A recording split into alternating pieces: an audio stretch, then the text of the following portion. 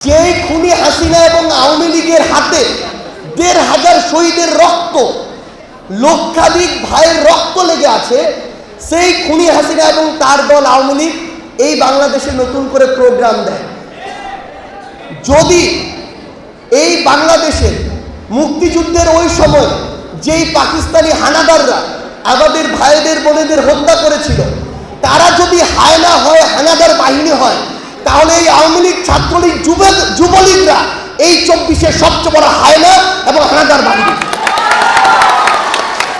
এই খুনি হাসিনা নাকি বাংলাদেশে আসবে খুব দ্রুত। বিভিন্ন তাদের নেতাকর্মীরা জেল থেকে এই কথা বলছে।